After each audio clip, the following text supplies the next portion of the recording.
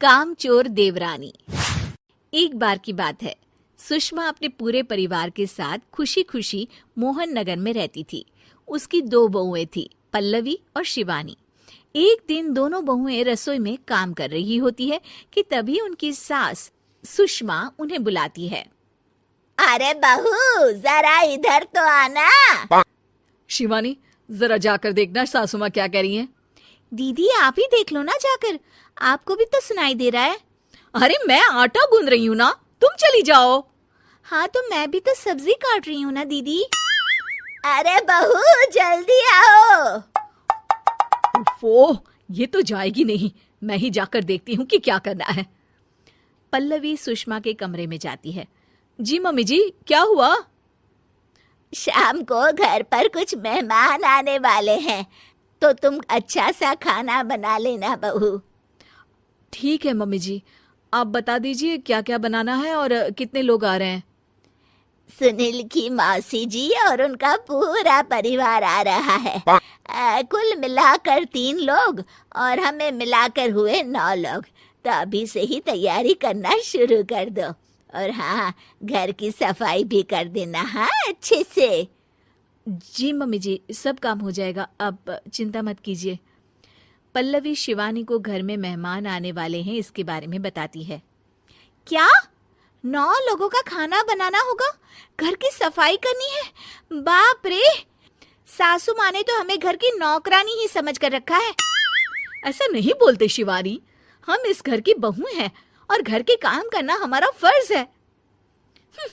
दीदी तो है ही सासू माँ की चमची, जब देखो सासू माँ सासू माँ। मैं तो इतना सारा काम नहीं करने वाली। शिवानी कपड़े लेकर गमला साफ कर रही होती है और चक्कर आने का नाटक करने लगती है। मेरा सर चकरा रहा है। तभी वहां पल्लवी और सासू माँ जाते हैं। अरे बहू, क्या हो गया तुम्हें? मम्मी जी, बहुत तेज सर में दर्द हो रहा है।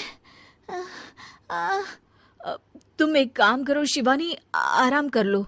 नहीं नहीं दीदी, घर में मेहमान आने वाले हैं, मुझे आपकी मदद करनी चाहिए।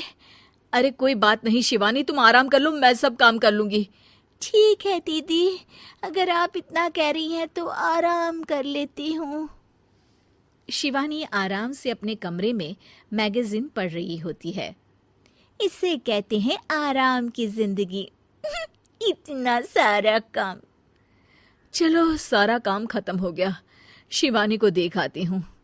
शिवानी अपने कमरे में ईयरफोन में गाने सुनते सुनते सो जाती है और उसके साइड में मैगजीन भी रखी होती है।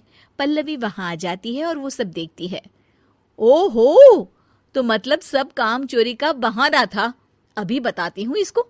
घर का सारा काम मुझे करना पड़ा और ये महारानी यहाँ मैगजीन पढ़ रही है, गाने सुन रही है। पल्लवी रसोई से एक प्लेट और चम्मच लेकर आती है और शिवानी को थाली बजाकर उठाने लगती है। शिवानी अचानक से उठती है। उठ गई महारानी, गाने भी सुन लिए, मैगजीन भी पढ़ ली। तुम तो बहुत बड़ी झूठी निकली शिवानी। तुमने सर दर्द का बहाना बनाया ताकि काम करने से बच सको। हाँ, बनाया बहाना, तो क्या करती, इतने सारे काम करती। मुझे कोई शौक नहीं है चापलूसी का। क्या चापलूसी? तुम्हें लगता है कि मैं सारे काम चापलूसी के लिए कर रही हूँ? और नहीं तो क्या। तभी वहां सासू माँ आ जाती हैं। अरे बहू, वो लोग बस आने ही वाले हैं, तुम तैयारियां कर लो। जी सासू माँ, तुझे तो मैं बाद में देखती हूँ। सब खाना खाने बैठते हैं और खाना शुरू करते हैं। तभी सुनील की मौसी बोलती है। वाह भाई वाह, खाना तो बहुत ही अच्छा बना है सुषमा जी, एक एक चीज में क्या स्वाद है। ये सुनकर शिवानी मुंह बना लेती है। उसे अपनी जेठानी की इतनी तारीफ रास नहीं आती। आपकी बहुएं तो बहुत ही अच्छा खाना बनाती हैं। हाँ, बनाती तो दोनों ही अच्छा है, पर आज ना ये सारा खाना बड़ी बहू ने बनाया है। छोटी बहू की तबीयत ठीक नहीं थी, सो इसलिए। मानना पड़ेगा सुषमा जी, आपकी बड़ी बहू तो बहुत ही गुणवान है। पल्लवी की तारीफ सुनकर शिवानी को जलन होती है। पल्लवी ये सुनकर खुश हो जाती है और शिवानी की तरफ देखकर उसे चिढ़ाती है। कुछ देर बाद मेहमानों के जाने का वक्त हो जाता है। मौसी जी सबके लिए उपहार लाई होती है। वो सबको शगुन के पैसे देती हैं और अंत में पल्लवी के पास आती है। तुम्हारे लिए शगुन का लिफाफा तो है ही, पर बहू तुम्हें एक और उपहार भी मिलेगा इतना अच्छा खाना बनाने के लिए। मौसी अपने सोने के कंगन निकालकर पल्लवी को पहना देती है। ये लो, ये मेरे मनपसंद कंगन है, अब से ये तुम्हारे हुए।